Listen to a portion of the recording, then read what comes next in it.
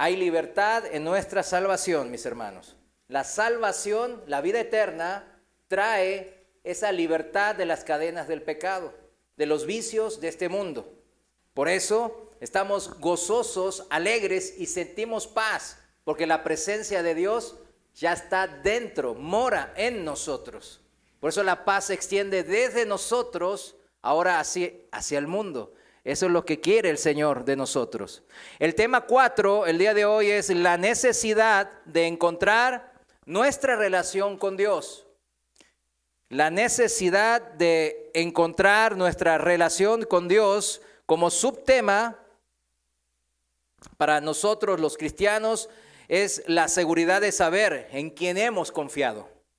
Y vamos al pasaje principal, son dos, el primero en Romanos capítulo 8, versículos 5 al 9. Romanos capítulo 8, versículo 5. Yo lo voy a leer en la Reina Valera actualizada. Ustedes síganme en la versión que usted tiene en su Biblia o aquí en la pantalla, por favor. ¿Lo tienen? Pues vamos a leer la palabra de Dios. Dice así en el versículo 5. Porque los que viven conforme a la carne piensan en las cosas de la carne. Pero los que viven conforme al Espíritu, en las cosas del Espíritu. Porque la intención, subraye intención, de la carne es muerte. Pero la intención del Espíritu es vida y paz. Hay un dicho que dice que de intenciones pues está lleno el mundo, ¿verdad? De buenas intenciones. La intención de la carne siempre va a traer muerte, dice aquí la palabra de Dios. Ténganlo ahí por seguro, si está escrito. La intención, por más buena que sea, termina en muerte. ¿Sabe por qué la intención de la carne? Porque todo lo que la carne desea está en los deseos de este mundo, en las cosas de este mundo. Y todo eso tiene un final. Todo eso tiene un principio y un fin. Por eso, la intención de la carne siempre termina con la muerte, porque con la muerte nada yo me puedo llevar. ¿O encontraron a alguien que se pueda llevar algo? ¿Verdad que no? Por eso la intención del Espíritu es vida y paz. Siempre Dios quiere nuestra salvación. Siempre Dios quiere mi relación con Él para poder brindarme esa vida eterna. Versículo 7. Pues la intención de la carne es enemistad contra Dios, porque no se sujeta a la ley de Dios, ni tampoco puede. Ahí está. Por eso no se desespere con su familiar, su amigo que no es cristiano. Aquí mismo dice la palabra de Dios. No puede sujetarse porque no tiene al Espíritu de Dios. La intención siempre de la carne es, que dice enemistad, está en contra, peleándose con la intención del Espíritu de Dios. Nunca van de la mano y hoy vamos a aprender eso. Versículo 8, así que los que viven según la carne no pueden agradar a Dios, porque a Dios le interesa nuestra alma y nuestro espíritu, le interesa nuestra eternidad, nuestra relación directa con Él. Mas sin embargo, la intención de la carne, ¿qué le interesa? Ven principalmente, ¿por qué? Por las cosas del día a día, ¿no? Por el dinero, por la fama, por el poder, por la influencia, por lo que sea de este mundo. O sea, eso jamás, si está como principal en mi vida, va a agradar a Dios. Versículo 9, sin embargo, ustedes no viven, hablando a los cristianos, a los que han creído en Jesucristo, ustedes no viven según la carne, sino según el Espíritu. Si es que el Espíritu de Dios mora en ustedes. Si alguno no tiene el Espíritu de Cristo, no es de Él. Amén. Aquí presentamos dos formas de vida según dos cosmovisiones, vamos a llamarlo así. Dos maneras de creer en esta vida, de vivirla, dos maneras de interpretar la vida. Pero una es según la carne y otra es según el Espíritu. Pero ¿serán las dos ciertas? ¿Serán las dos verdaderas, una y otra? Sí, sabemos que ya la palabra nos está diciendo que las dos existen. Pero ¿cuál será la verdadera? ¿Cuál será la cierta, la acertada manera de vivir? Hoy veremos que No hay dos verdades, que no están las dos ciertas o mezcladas, sino como lo leímos bien, están enemistadas. Es una u otra, y una sí es verdad. Para vivir la verdadera vida, la vida que quiere el Señor, necesitamos de la relación más importante en nuestras vidas, la relación con nuestro Dios. Vamos al segundo pasaje principal de hoy, que tiene relación con esto, claramente. Esta relación con Dios, Cristo nos enseñó cómo obtenerla. Dice, vamos al Evangelio de Juan, capítulo 17, versículo 3. Voy a seguir en la Reina Valera actualizada. Usted sígame en la versión que usted tiene. Juan 17:3, dice así la palabra de Dios. Y esta es la vida eterna. ¿Cuántos quieren vivir eternamente? ¿Cuántos quieren ser salvos? Amén. Aquí está la clave, lo dice el Señor Jesús. Que te conozcan a ti, señalando al Padre, al único Dios verdadero y a Jesucristo, a quien tú has enviado. ¿Cuál es lo más importante que podemos hacer según el Señor Jesús? Que conozcan a quién, al Padre y al Hijo, de una manera acertada, de una manera correcta, en una relación correcta con ellos. Vamos a orar y vamos a continuar. Señor, te damos gracias en este día que tú has permitido, Padre, que cada una de estas almas que están aquí escuchando, escuchen tu palabra, tu verdad, tu pensamiento. Señor, ayuda a este siervo para que pueda predicar, Señor, en base a esa mente exquisita que eres tú, mi Dios, y no según el hombre.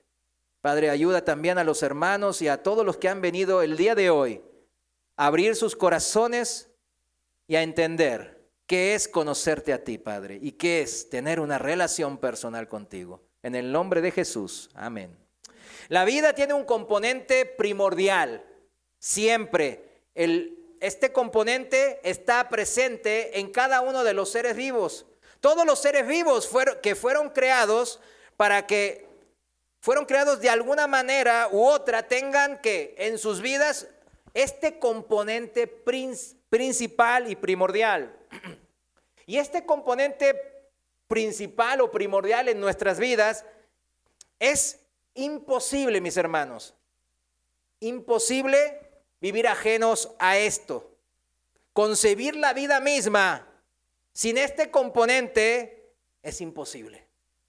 Este componente primordial que estamos hablando es o son las relaciones personales. O la manera que tenemos los seres vivos de interactuar, no solo con otros seres vivos en general, sino con los de la misma especie, unos con otros. Los seres humanos, claro, no somos la excepción, sino que confirmamos esta regla.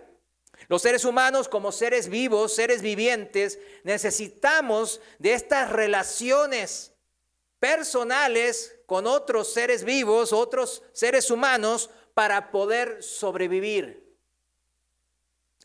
Por ejemplo, ¿se imagina un bebé o un niño, o quizás hasta un adolescente, sobreviviendo sin sus padres? Que ellos no tengan alguien que ejerza la patria potestad, la tutoría sobre ellos, sobre estas criaturas. ¿Cómo vivirían ellos? Hay ejemplos, claro, en la vida, que viven en las calles, viven marginados, viven en peligro, viven bajo violencia. También los hay adultos. No se crea que nosotros los adultos estamos exentos. Necesitamos de estas relaciones entre las personas para poder sobrevivir. Todo en esta vida requiere que interactuemos como individuos vivos e independientes. ¿Cuántos están muertos aquí? ¿Verdad que no? No, los muertos están en el panteón o a donde sea que estén, ¿verdad? Pero aquí no están, refiriéndome al cuerpo, ¿no?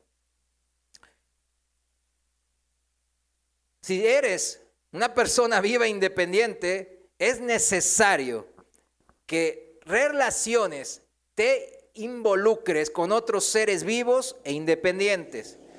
Puede decir alguien con tintes de individualismo, que en estas épocas hay muchos, ¿verdad? Hay muchos que son individualistas, ¿no?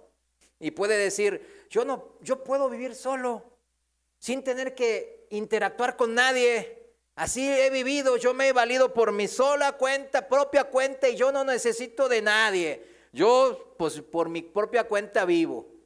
Bueno, entonces a esa persona yo le diría, pues deje de trabajar, porque ahí está interactuando con sus compañeros de trabajo, con su jefe, con sus subordinados, con sus proveedores, con sus clientes, etcétera, etcétera. Es una interacción tanto física, o sea, presencial, como también virtual. ¿Se acuerdan de la pandemia? Pues trabajábamos mucho virtualmente. Otros virtualmente hacían que trabajaban, ¿verdad? Que es otra cosa eso, ¿no? Entonces, esa persona individualista yo le diría, pues deje de trabajar porque ahí está interactuando con otras personas.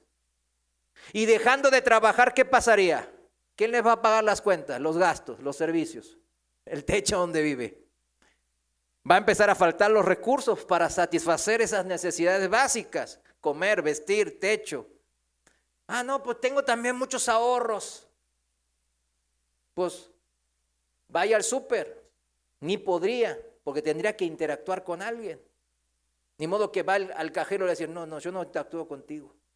Te tiro el dinero ahí y me voy. Pero igual ahí ya está interactuando, porque le está lanzando el dinero a la persona. No puede ir ni al tianguis, ni al Oxxo de la esquina, ni a la tiendita, porque eso siempre implica una interacción con otras personas. Incluso si lo atendiesen máquinas automatizadas. Los artículos que usted va a comer, que están ahí, o lo que usted va a vestir, o a donde va a vivir, son producto o fruto del esfuerzo laboral, del esfuerzo físico, de la labor de otros seres humanos. O sea, al comprar esa comida, lo que sea, usted está comiendo esa interacción, que es el esfuerzo de otras personas. Si realmente se cree totalmente independiente, sin necesidad de ninguna interacción personal, ¿sabe cuál es la única manera? Yo no necesito de relaciones interpersonales para subsistir. Bueno, entonces a esa persona que hay que decirle, váyase y aíslese en una isla totalmente solo. Totalmente solo. Ahora sí, aislado en su isla, solo y sin ninguna compañía humana, ni siquiera de un perrito ni un gatito, ¿no? Verá su necesidad imperiosa de entablar una simple conversación con alguien. Va a ver. Hay una película que justamente trata de este tema, no sé si la habrán visto en el año 2000, hace ya 23 años fue eso, se llama El Náufrago, ¿no? No sé si recuerdan, con Tom Hanks creo que era, que era un analista, ¿vio? Esos analistas de sistemas, ¿no? Que nomás trabajan solo y por su cuenta y nomás andan así, y de ahí de la paquetería FedEx, ¿no? Y en una reunión navideña, más o menos se la cuento, él es comisionado a que vaya a un país de Asia, ¿verdad? Y el avión, pues, sufre una avería por un desperfecto, por un temporal que vive el avión, y el avión cae. Él sobrevive, va a una balsa y queda inconsciente en la playa en una isla desierta, en la que se da cuenta que, pues, no vive nadie, no hay vida, no hay gente ahí. Y en su primer intento, fíjense, en su primer intento de hacer fuego, se corta la mano y bueno, ahí está la bolita. ¿Se acuerdan la pelota de vóley? Wilson, ¿no? Y bueno, empieza a entablar una relación con la pelota, Wilson. Después él intenta escapar después de 4 años. Y bueno, en esos 4 años, él en su soledad, pues desarrolla una relación con la pelota. Fíjense. Y póngase a pensar de la necesidad imperiosa de nuestra, ¿no? De quizás de hablar con otra persona. Y esta persona, cuando intenta escapar, la pelota sin querer, pues se le escapa, ¿no? Se queda dormido y se va. No sé si se acuerdan de esa parte y es triste, ¿no? Como que se le va el compañero y después se espera, se pone muy triste. que su compañero en la pelota, ¿no? No esté más.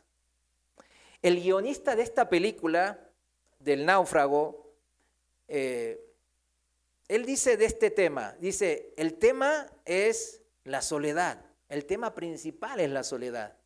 Y que él quería transmitir al espectador esta triste situación límite en la que se encontraba el personaje central de la película, que era que no tenía con gente, ¿con quién? Interactuar, establecer una relación. Hay dichos, ¿no?, que dicen, no, prefiero a mi esposo como enemigo aunque no tenerlo, dicen. Pero sí es necesario que las personas nos interactuemos mutuamente. El hombre no puede vivir solo, o por lo menos de una manera saludable emocionalmente o mentalmente, y hacerlo en el largo plazo. Es imposible. A lo largo de la historia, si usted se fija, cómo las personas, ¿qué hacen? Cada una se aísla en una montaña y se vuelve un monje, o generalmente tienden a unirse, a juntarse en pueblos, en ciudades, en países. ¿Se da cuenta? Es inherente a nuestra forma de ser. Es la necesidad inherente del ser humano de cubrir esa necesidad afectiva y emocional que tenemos. Como así usted y yo cubrimos nuestras necesidades fisiológicas, físicas de nuestro cuerpo, comiendo, cubriéndolo, dándole descanso, poniéndolo a ejercitar, etcétera. También es necesario cubrir esta necesidad emocional, mental. Ahora, se puso a pensar por qué de esta necesidad, por qué es necesario que yo me tenga que relacionar con otras personas. ¿Será porque así evolucionamos durante miles de años y es más conveniente para la especie Homo sapiens, para el desarrollo de nuestra especie? ¿Será por eso o porque así fuimos creados desde el principio por un ser superior que buscaba relacionarse con nosotros? Piénselo. Digamos, supongamos, hagamos una suposición, una hipótesis de que sea la primera opción. Fuimos el producto de millones de años, que de la roca, de la nada pasamos a rocas y de la roca a células unicelulares como la ameba y de la ameba pasamos a seres como básicos, como un pez, un anfibio, una rata y después un mono, un simio. Millones de años y ahora somos nosotros, los seres humanos. Somos el producto de millones de años de evolución. Supongamos que es esa la verdad. Es la que enseñan en las escuelas, ¿verdad que sí? ¿O no? La que todos ustedes y nosotros fuimos a la escuela y cuando yo fui, me acuerdo, en los años 80 todavía. Y yo le dije teníamos la primera clase de biología. Y yo me acuerdo preguntarle a la maestra, todavía me acuerdo la cara de la maestra. Y le dije, porque yo tenía como siempre había estudiado la Biblia, me habían ido ¿cómo se llama? La escuela dominical, etcétera. Yo tenía ciertos conceptos aquí en mi mente. Y yo le dije, bien claro, nosotros venimos del mono y el mono viene de otros animales y así millones de años. Y ella me dice, sí. Entonces, ¿por qué es teoría y no es ley? ¿Por qué nunca la hicieron ley? Si ya tiene esto mucho tiempo. Y se quedó bien callada. La dejé pensando. Supongamos, sigamos en la suposición, que nos desarrollamos así, millones de años. Nos desarrollamos en grupos de Homo sapiens, porque era mejor para la sobrevivencia de nuestra especie, que era más apta que muchas otras. Puede sonar lógico en primera instancia, pero si así lo fuera en realidad, las sociedades humanas, así como nosotros necesitamos estas relaciones personales, no tendrían un fundamento moral que les dé una guía y un parámetro universalmente aceptados de qué es el bien y qué es el mal. Porque si fuese nomás millones de años de evolución, pues mi tatarabuelo es una roca. Y entonces, ¿cómo puedo confiar yo en mis pensamientos? ¿Y por qué mis pensamientos son mejores que los de los que están aquí sentados? ¿O los de otros son mejores que el mío? ¿Qué es el bien y qué es el mal? ¿Qué es la verdad y qué es la falsedad? No hay una base. No hay una base en donde basar todo eso, porque todo se vuelve relativo. ¿Saben lo que es relativo? Pues relativo en lo que es, tú tienes su verdad, usted tiene su verdad, yo tengo mi verdad, cada quien tiene su verdad. Y existen muchas verdades. Y es lo que hoy estamos viendo, la relatividad de la verdad. Por eso, si yo me creo mujer, pues puedo ser mujer. Hay gente que se cree perro y se viste de perro. Y ahí está. Y en los países del primer mundo les dicen, no, sí, usted es un perro, porque usted dice que es un perro.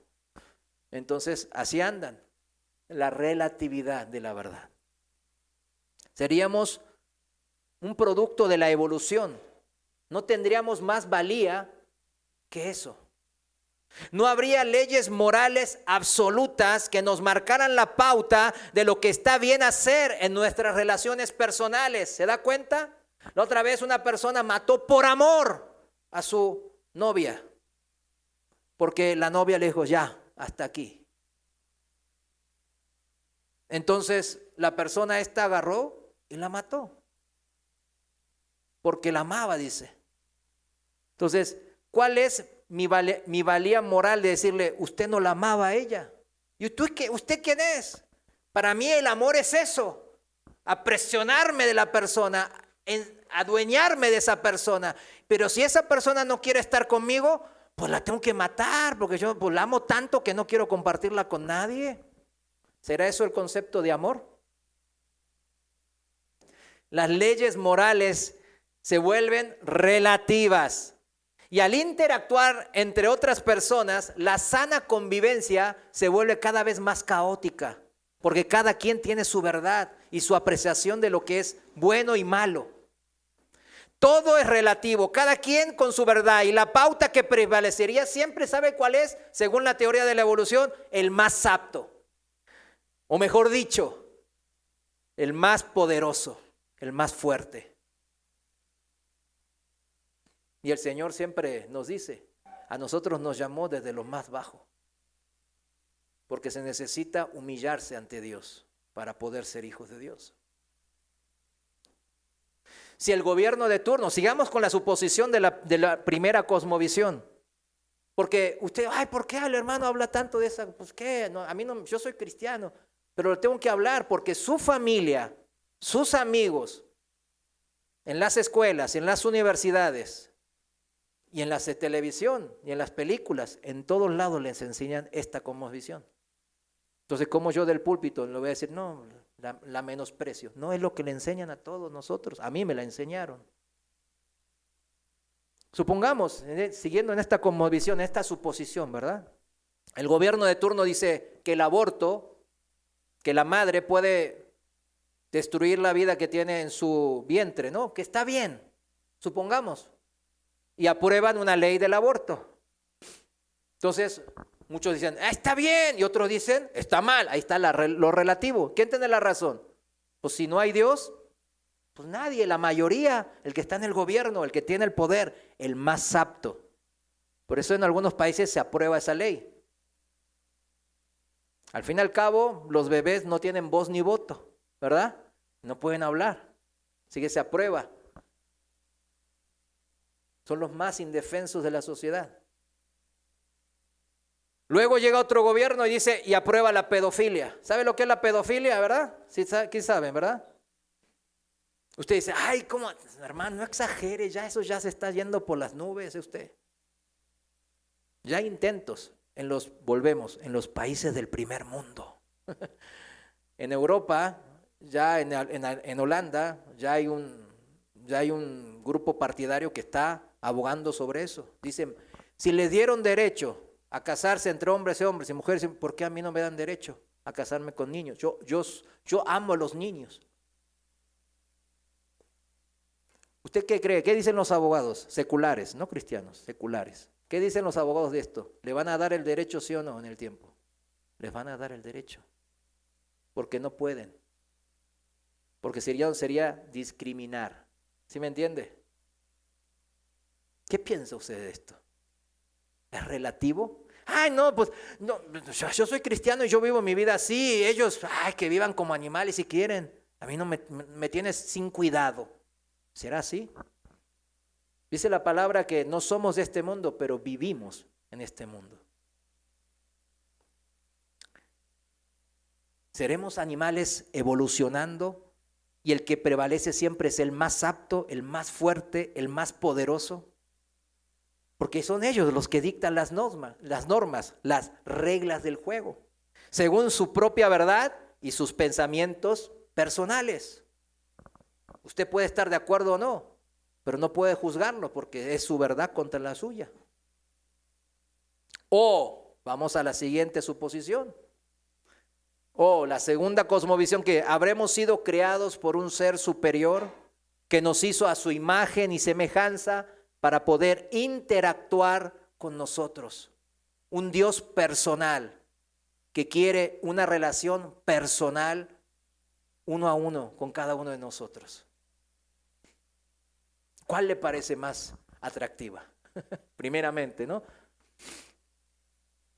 Si les he presentado las dos visiones de este mundo, dos maneras de ver este mundo y al ser humano, totalmente opuestas y contrarias, mis hermanos, como leímos en Romanos capítulo 8. La primera dice que no hay Dios, no hay un creador, por lo que todo es producto de la nada, del azar, que todo se le chispoteó a la nada, y todo se creó de la nada, y ahora somos evolucionados animales, cada uno con su verdad. Esa es la primera. No hay un dador de la vida, no hay un creador del universo, y por ende, si creó el universo, creó las leyes que manejan el universo, porque el universo que vemos está o no ordenado, mis hermanos. O es un cúmulo de cosas que chocan, sería un desastre, ¿verdad? No podría haber vida. Estarían los planetas chocando, las estrellas colisionando, destruyéndose. Pero hay un orden tan hermoso en el universo, tan hermoso. Tiene tanto valor ver la creación de Dios. Y no se vaya al universo, al cielo, nomás viendo las montañas.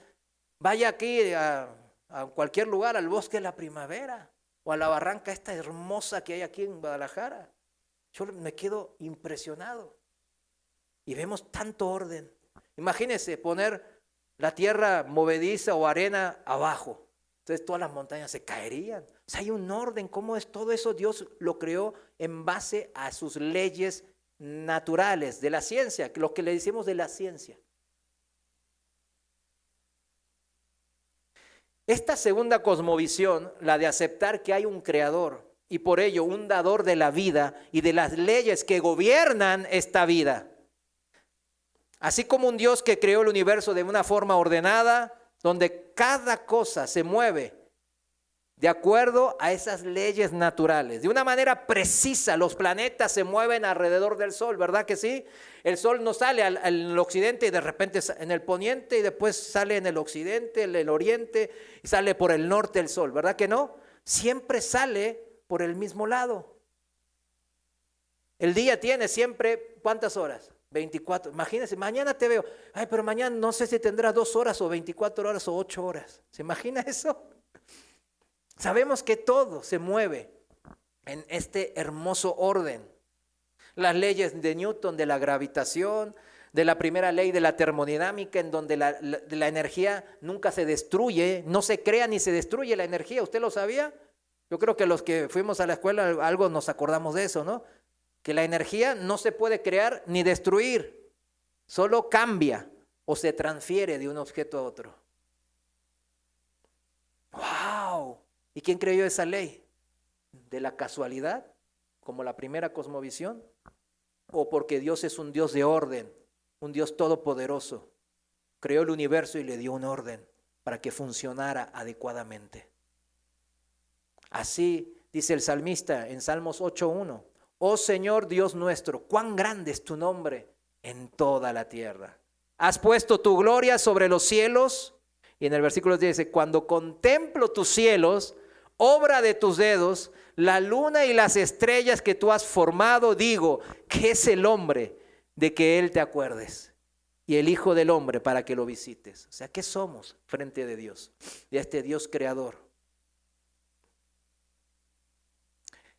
Pero es una realidad, mis hermanos, que existen estas dos cosmovisiones en la realidad que nosotros vivimos, en el mundo que vivimos.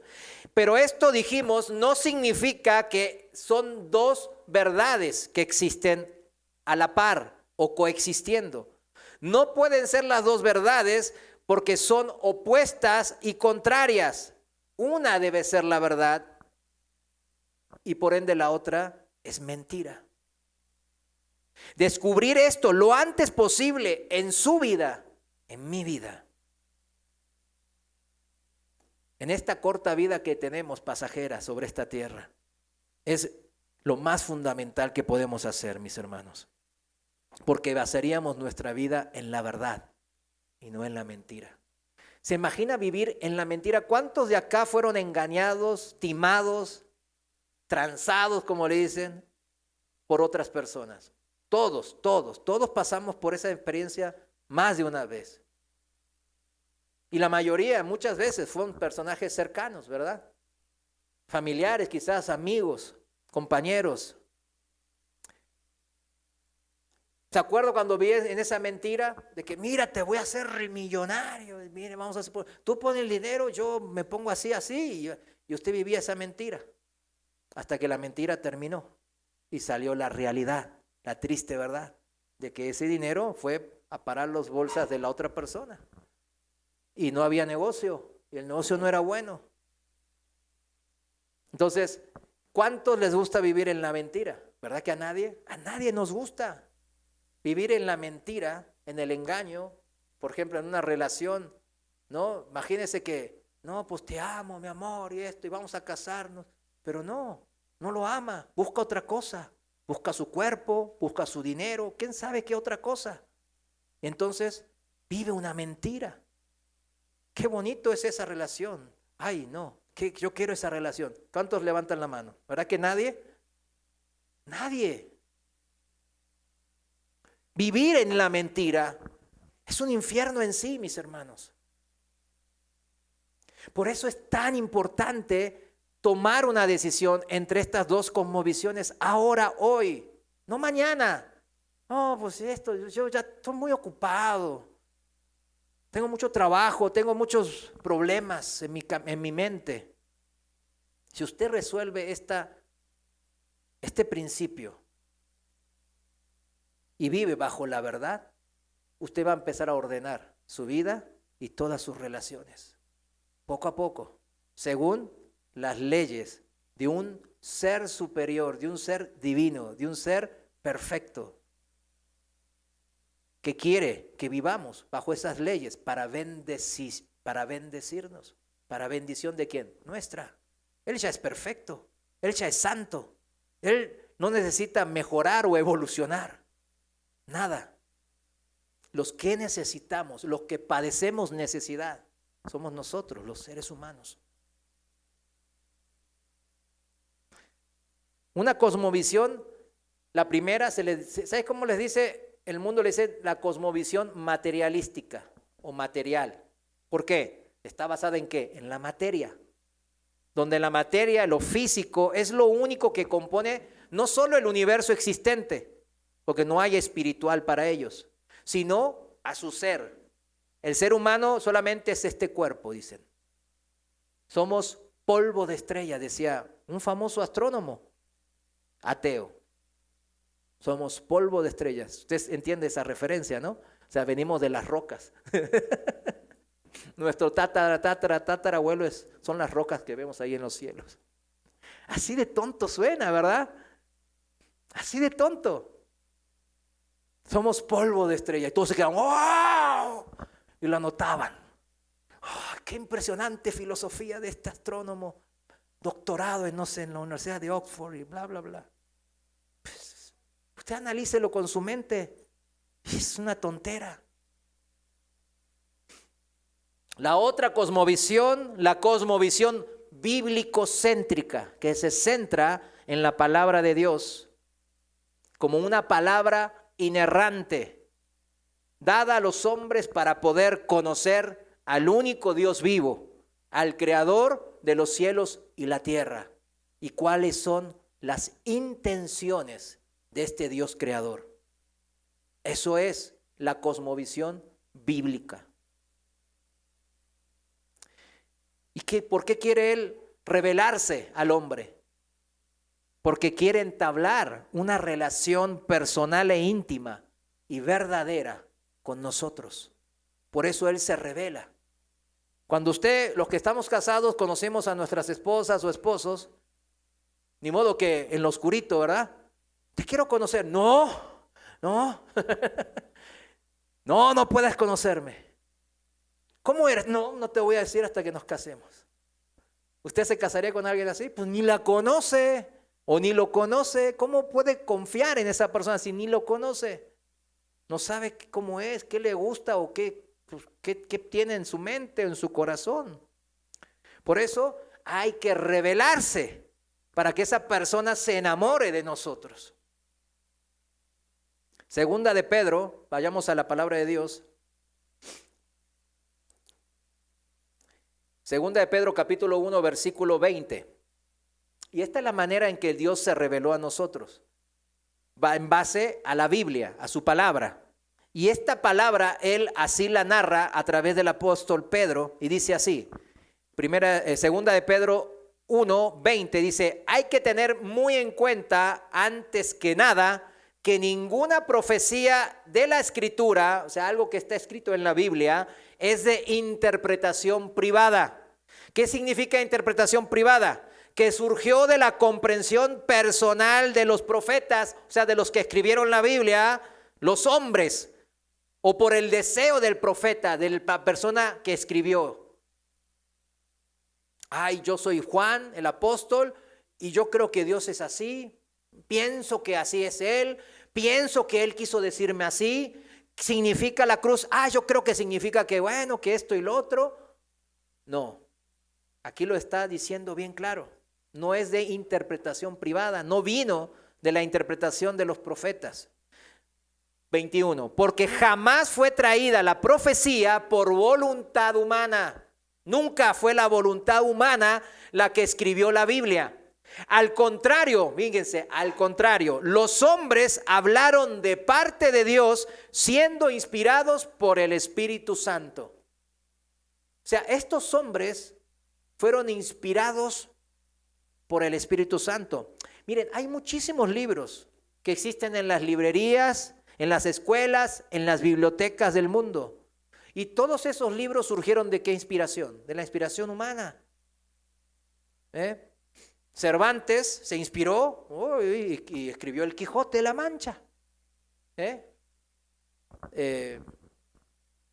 Otro autor pues, se inspiró y escribió un tal libro. Él se inspiró, él creó de su propia mente.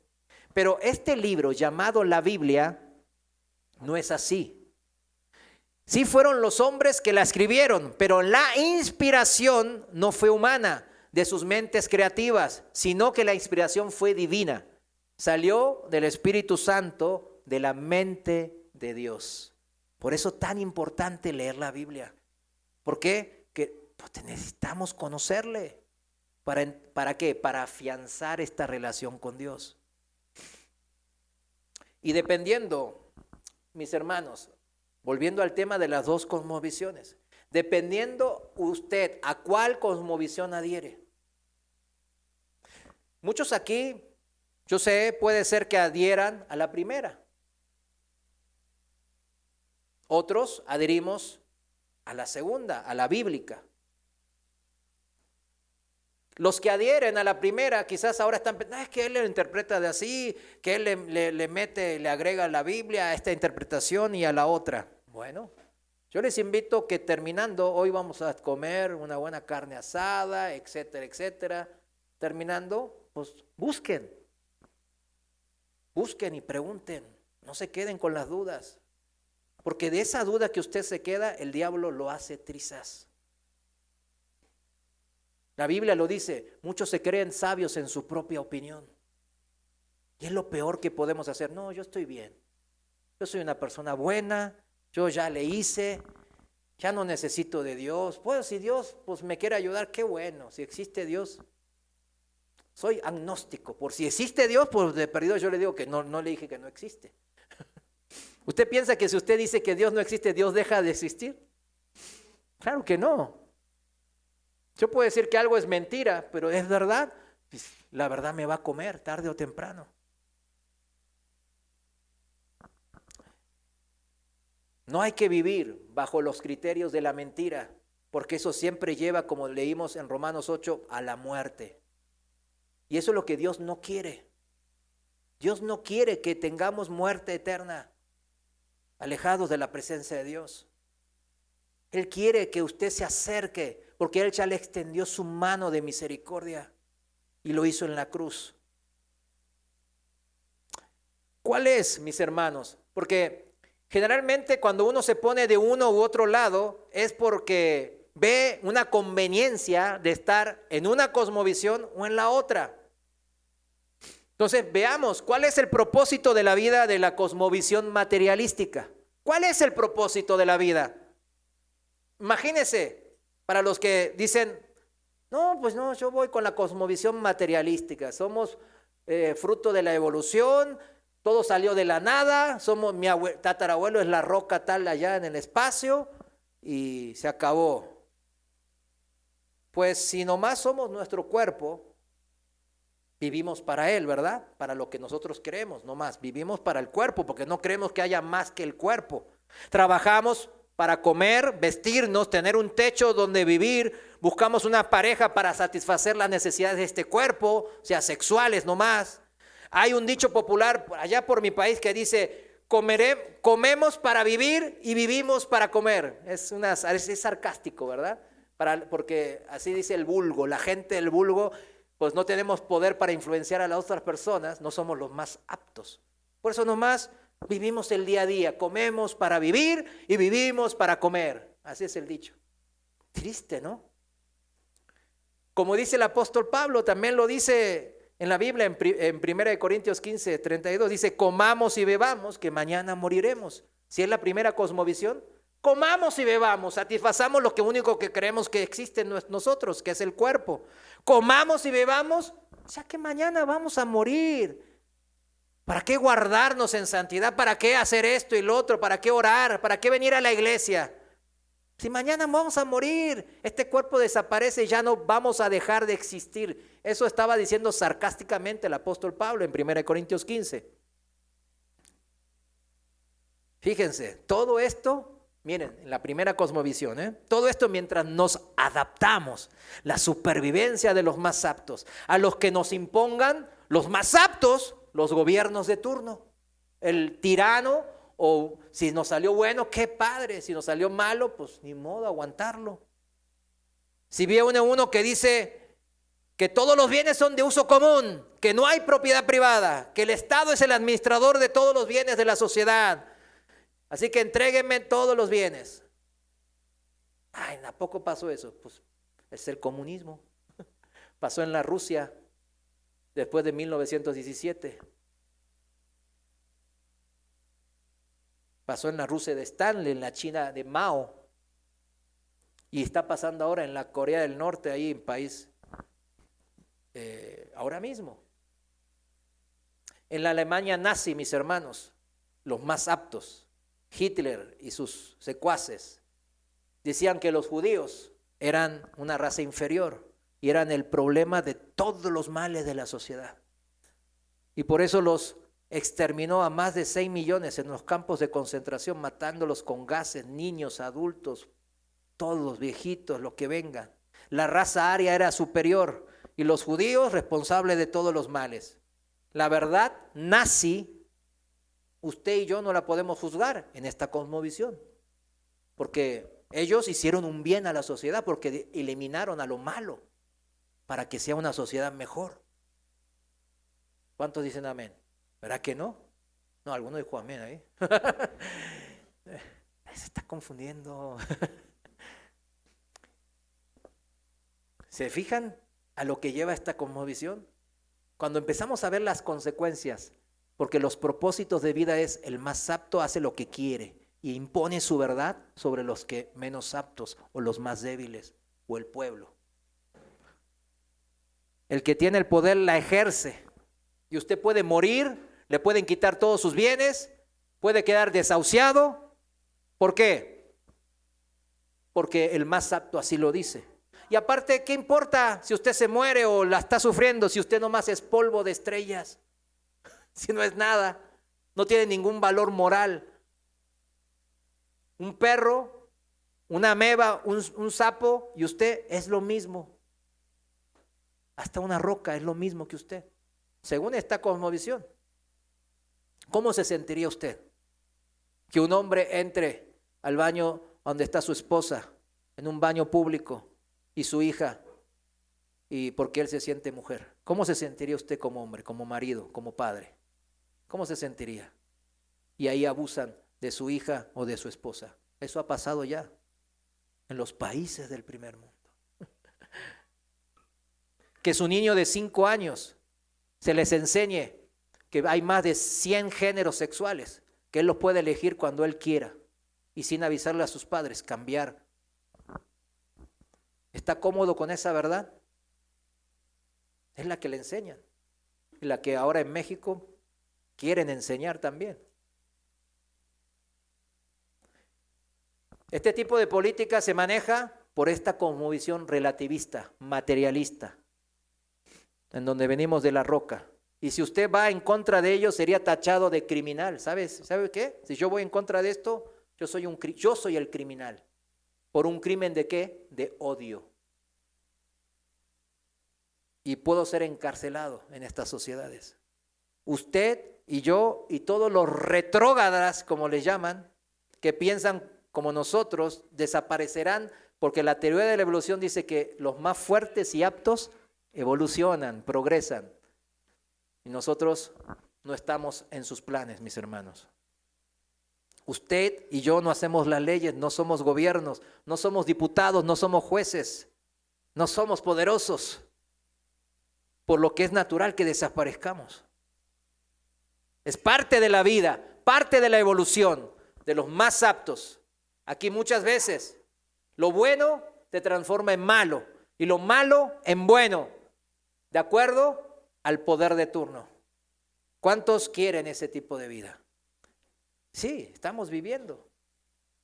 Pero cuando empezamos a hablarlo en una manera abierta y verdadera, pues no nos simpatiza tanto ya esta cosmovisión materialística, ¿verdad? La Biblia, el pensamiento de Dios, se lamenta de esta clase de cosmovisión relativista y materialista. Vamos a Isaías capítulo 5, versículo 20. Y fíjense cómo se lamenta el Señor a través del profeta y dice: ay de los que a lo malo llaman bueno y a lo bueno llaman malo. Consideran las tinieblas como luz y la luz como tinieblas. Consideran lo amargo como dulce y lo dulce como amargo. Qué tremendo, ¿verdad? Así se lamenta el Señor, porque sabe cuál es el futuro, el destino final de estas personas que tienen este tipo de cosmovisión. Ya lo leímos en Romanos 8, es la muerte. ¿Y cuál es el propósito entonces de vida de la cosmovisión bíblico-céntrica? ¿Cuál es el propósito de vida según Dios? Vayamos de vuelta a uno de los pasajes principales. Evangelio de Juan, capítulo 17, 3. El propósito de vida, según el pensamiento de Dios, es este. Dice así: y esta es la vida eterna. O sea, el propósito se centra ¿en dónde? En la vida eterna. No se centra en la vida temporal de esta vida materialista, sino se centra ¿en dónde? Principalmente ¿en dónde? En la vida verdadera, en la vida eterna. Dice: y esta es la vida eterna, que te conozcan a ti y al único Dios verdadero y a Jesucristo a quien tú has enviado.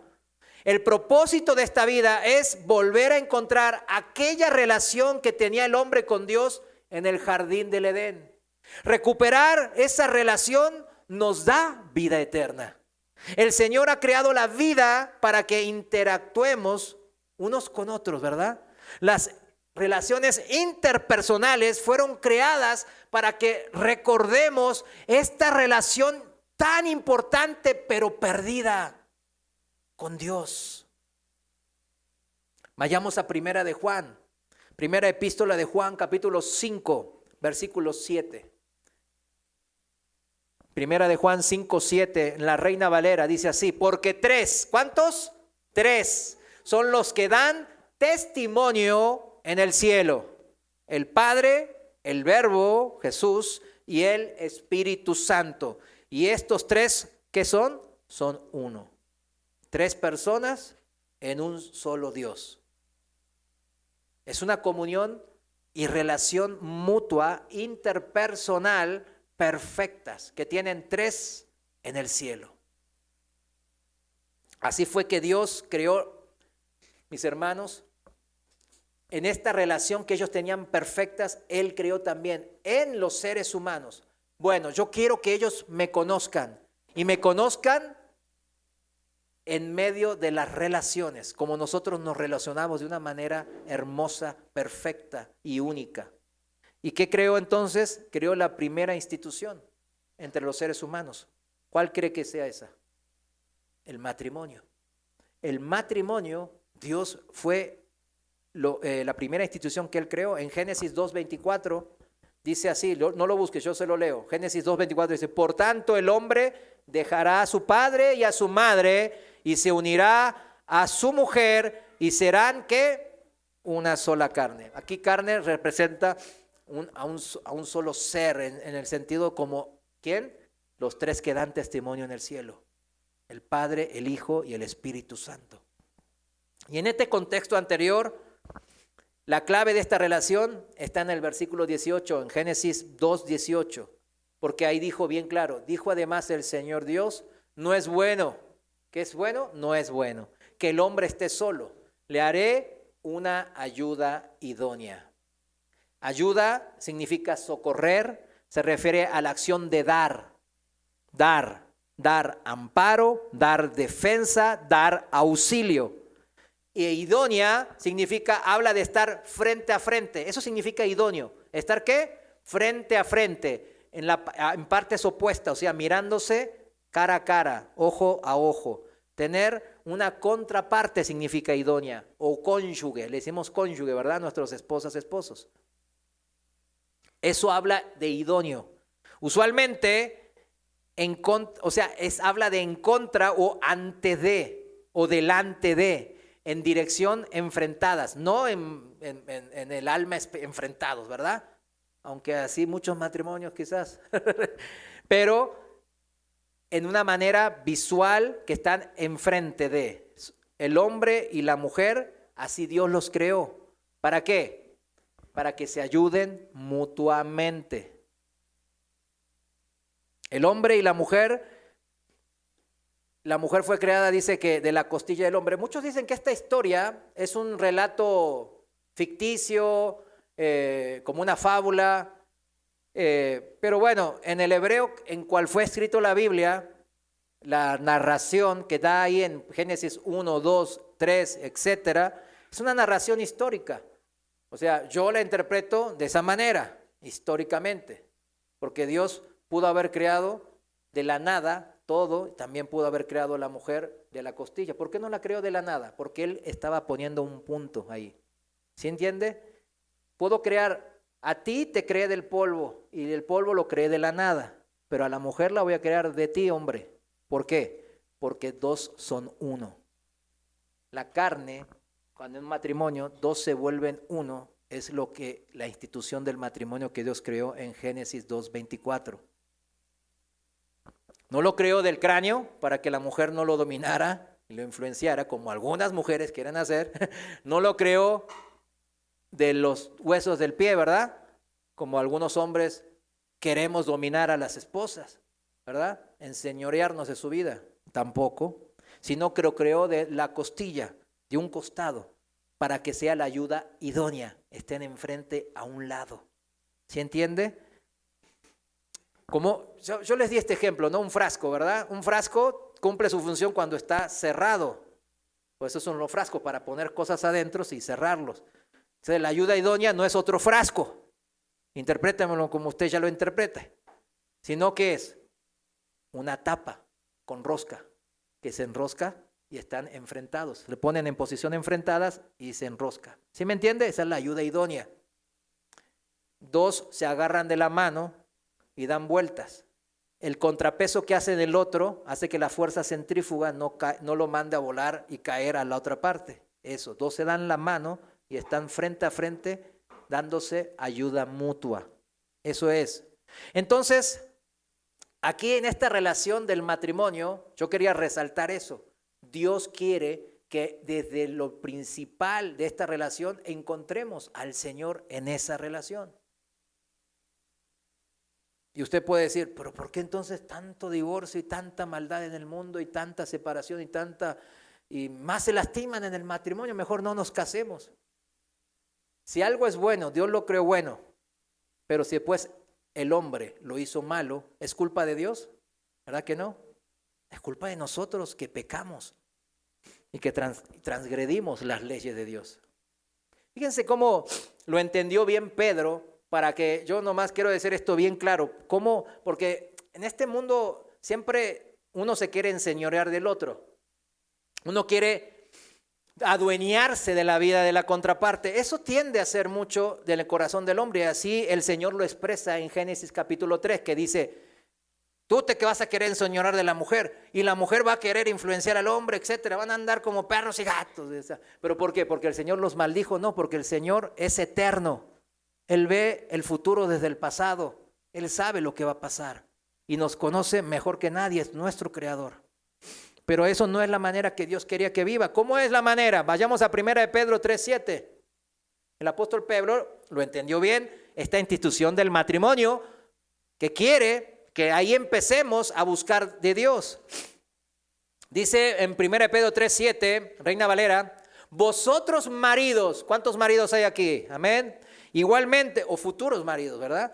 Igualmente vivid con ellas sabiamente, dando honor a la mujer como a vaso más frágil y como a coherederas de la gracia de la vida. O sea, ellas son iguales ante los ojos de Dios. No es como se creó muchos miles de años que no, ellos están abajo. En la época de Jesús, de hecho, el testimonio de una mujer no era válido. ¿Sabían eso ustedes? ¿Sabían? ¿Quién sabía eso? No era válido. O sea, la mujer puede votar, ni siquiera tiene más de 100 años que puede votar la mujer. Sí lo sabía también eso, ¿verdad? Pregúntele a su abuelita, a su tatarabuelita si está viva. No podían votar. Pero ¿cómo es delante de los ojos de Dios? Son coherederas de la gracia de la vida eterna, mis hermanos. Son iguales ante los ojos de Dios. ¿Por qué? Quieran que la tratemos de esa manera como vaso más frágil, sabiamente, como coherederas, a iguales, como ayuda idónea, para que nuestras oraciones no tengan estorbo. Y nos pone a los hombres, esto a las mujeres no los pone, a los hombres no los pone.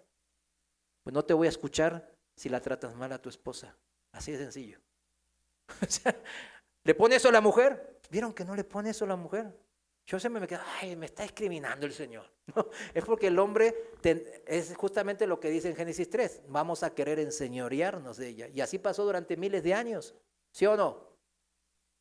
Entonces, para que nuestras oraciones, maridos, no sean estorbadas, tenemos que tratarlas como vasos más frágiles, sabiamente, como coherederas, como ayuda idónea a la par delante de los ojos de Dios. Nuestro Dios es el primer defensor de la mujer. Yo siempre lo he dicho. Y no me quiero meter en este tema, pero sí, o sea, hay mucho. Maridos, amad a vuestras mujeres, así como Cristo amó a la iglesia y se entregó a sí mismo por ella. En esta relación, ¿qué dice? Ya pone a Cristo. Nosotros tratamos a nuestra mujer en amor porque conocemos a Cristo. Como Cristo trató a la iglesia, como nos trató como creyentes, como sus hijos, quieren que nosotros tratemos a nuestra, ¿qué? A la primera institución que Él creó, a nuestro matrimonio, a nuestras esposas.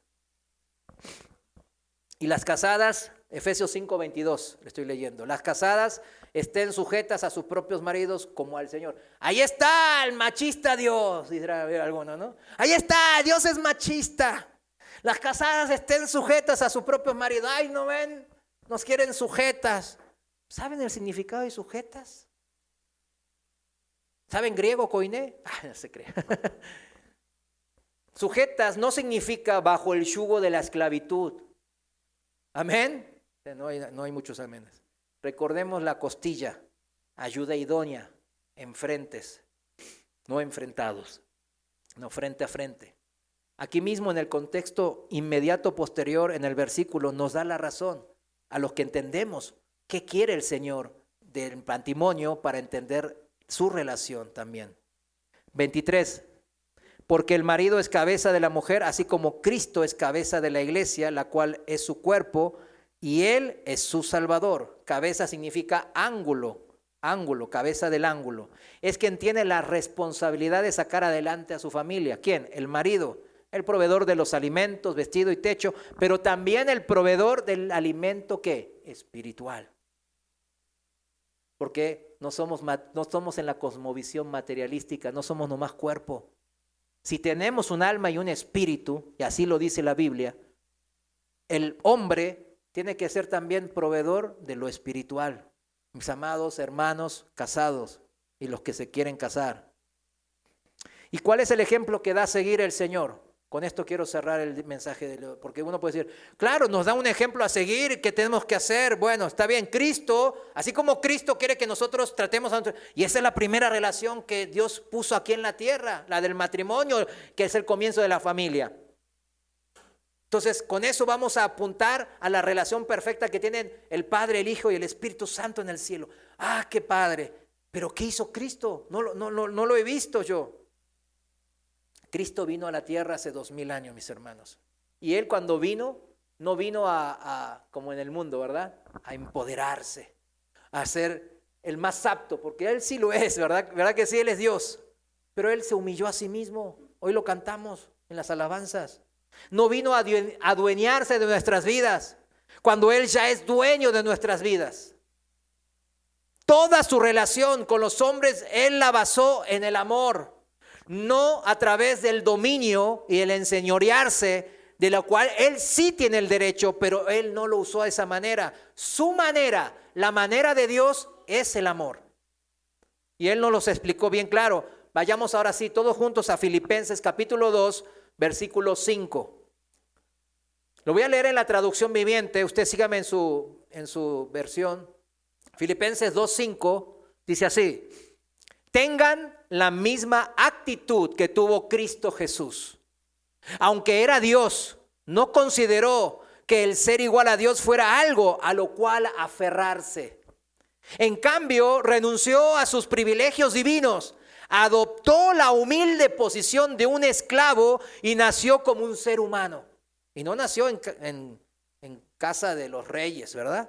Nació en un pesebre de un carpintero, en la casa de un carpintero. Cuando apareció en forma de hombre, versículo 8, se humilló a sí mismo en obediencia a Dios, el Padre, y murió en una cruz como morían los criminales, dice. Esto es lo que Dios hizo. En esto Dios basó la relación que Él quiere tener con nosotros, con usted. Todo esto es posible en base al amor. Como Dios quiere llevarnos también siempre en nuestras relaciones personales, mis hermanos.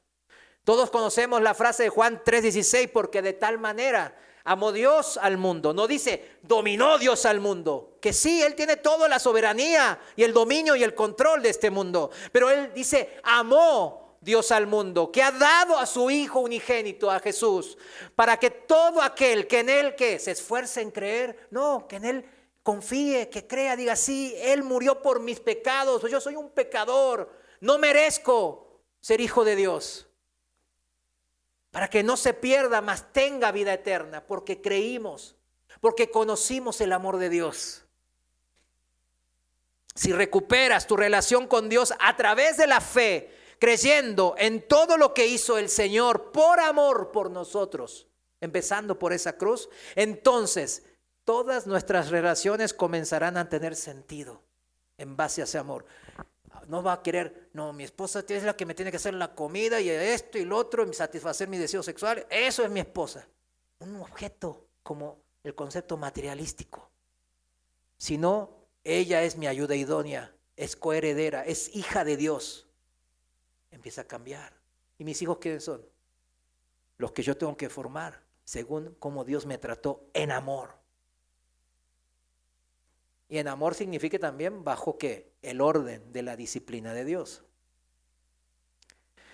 Todas nuestras relaciones comenzarán a tener ese sentido para aplicar la manera de Dios, la cosmovisión, el pensamiento de Dios. Relaciones basadas ¿en qué? En el amor. O sea, si volvemos al ejemplo del matrimonio, el marido es el encargado, el que lleva la responsabilidad de lo que nos mostró el Señor Jesús de hacer con su relación con su mujer y sus hijos. Ese orden que dispuso Dios tiene un propósito, no es porque sí, no es para que el marido se enseñoree, sino que el marido muestre el amor de Cristo a su esposa y a su familia. ¿A la manera de quién? De Cristo. Y la esposa muestre el amor a su marido como la iglesia lo hace, que es corresponder a ese amor. Ese es el orden de Dios, basado en Él mismo, porque Él es Dios de amor. Amén. Si leemos todo el pasaje que continúa a continuación ahí en Efesios, yo se lo dejo como tarea, Efesios 5, 25 al 29, usted léalo. Usted va a encontrar ahí en el matrimonio el orden que Dios quiso darle y cómo Él quiere reflejarse, porque ahí se refleja el amor que Dios tuvo por nosotros, el que Cristo demostró en la cruz y el que nos parece escrita en la palabra de Dios que usted y yo leemos. En el orden de Dios entonces encontramos su amor. Pero ¿cómo entrar en ese orden de Dios si yo no le conozco? Y esa es la pregunta con que quiero cerrar. ¿Cómo usted va a entrar en el orden de Dios si no le conoce? No puede conocer y no puede confiar entonces. Porque uno confía en una persona si la conoce. Uno no puede depositar su confianza en otra si no la conoce. Pero mientras más yo conozca a la otra parte, más confianza o desconfianza, claro, puede generarme. Para los que todavía no se han casado, aquí hay varios, para eso es el noviazgo, ¿verdad? No para fornicar y conocerse sexualmente en la carne, sino para conocer el alma de la otra persona y así poder desarrollar un vínculo de confianza. Confianza que se basa o se fundamenta en el conocimiento de la contraparte. Si no la conozco, pues no puedo realmente confiar en esa persona. ¿Cuántos estamos de acuerdo con esta afirmación? ¿Verdad que si no la conozco no puedo confiar? ¿O usted le dejaría a sus niños o a su esposa a un desconocido que pasa por la calle? Ay, no, tengo que entrar al banco a hacer un depósito. Ay, cuídame a mis hijos. Y se va y entra al banco y a cualquiera. ¿Lo hace? Claro que no. Sentido básico y común. Porque no confiamos. Pero si ahí hoy justo pasó un primo que ya conocemos, o un compañero de la infancia que ya conocemos, lo que sea, alguien que tenemos ya una relación de confianza. Ah, mira, me cuidas un rato aquí, ahorita voy al Oxxo a comprar algo y salgo. Ya, porque hay una mínima relación de confianza. Jamás lo urgente cambiaría esta situación, ¿verdad que no? Por más urgente que sea, no le voy a dejar a mis hijos. La relación entre las personas se basa en esa misma confianza y esa confianza se basa a su vez en el grado de conocimiento que yo tengo de la otra persona. ¿Y cuánto conoce a Dios? ¿Cuánto conoce a la persona de Dios? Ah, no, pues ¿cómo conocerlo si Él es espíritu, Él no es material y no sé qué? Se ha revelado a través de su palabra en la Biblia. Cerramos, 1 Juan 4:7. Vayamos todos juntos a este pasaje tan importante. 1 Juan, capítulo 4, versículo 7. Dice así: amados, amémonos unos a otros porque el amor es de Dios. Ahí está, la relación que Él quiere basar. Toda relación así la quiere basar. Y todo aquel que ama ha nacido de Dios y conoce a Dios. Aquí está, como Dios quiere que basemos nuestras relaciones interpersonales en esta vida. Y aún dice el Señor, amen a quienes, a sus enemigos, a los que nos persiguen y a los que nos agravian. Mateo 5:44. ¿Por qué? Porque no es situacional el amor. El amor es incondicional, no es situacional, no es por conveniencia, porque si no así, pues no, ya no tiene dinero, ya no lo amo. Ya no puede proveerme bien porque se lesionó y quedó parapléjico, ya no lo amo. ¿Se imagina? 8, 1 Juan 4:8. El que no ama no ha conocido a Dios. ¿Se fijan cómo es necesario conocer a Dios? El que no ama no ha conocido a Dios porque Dios es amor. Por eso, el que verdaderamente conoce a Dios no arma un sistema religioso, sino arma relaciones basadas en el amor. ¿Sí entendió eso? Cuando conocemos cada vez más a Dios, no armamos sistemas religiosos, como los fariseos y los escribas, ¿se acuerdan? Sino que armamos, ¿qué? Relaciones basadas en el amor, en dar más que recibir. Yo sé que muchos aquí hemos sufrido por gente religiosa. En el nombre del Señor, durante miles de años se han matado muchas personas. Ahí vean las cruzadas, ¿no? Se daban hasta con la cubeta, como dicen aquí. Se mataban miles de muertos. Miles de guerras se iniciaron por cosas religiosas. Y ahora usted y yo sabemos que eso no tiene nada que ver con el propósito de Dios. La cosmovisión de Dios no está ahí. Porque cuanto más conocemos a Dios, más amamos, más entablamos relaciones verdaderas, basadas, fundamentadas en el amor. ¿Cuántos dicen amén? Póngase de pie. Y la pregunta, cierre sus ojos. Yo creo que la pregunta es, ¿conoce a Dios? ¿Conoce usted a Dios, a su creador, al autor de la vida? ¿Conoce el amor que tiene este Dios creador todopoderoso en usted, centrado en cada uno de nosotros? Piénselo, medítelo. Vale la pena meditar unos segundos sobre esto. Lo voy a leer 1 Juan 4:9. En esto se mostró el amor de Dios para con nosotros, en que Dios envió a su Hijo unigénito al mundo para que vivamos por Él. En esto consiste el amor, no en que nosotros hayamos amado a Dios, sino que Él nos amó a nosotros y envió a su Hijo en expiación, en sacrificio por nuestros pecados, por los que verdaderamente merecíamos morir eternamente y para siempre. Y cierra la conclusión del apóstol Juan en el versículo 11. Amados, ya que Dios nos amó así, también nosotros debemos amarnos unos a otros.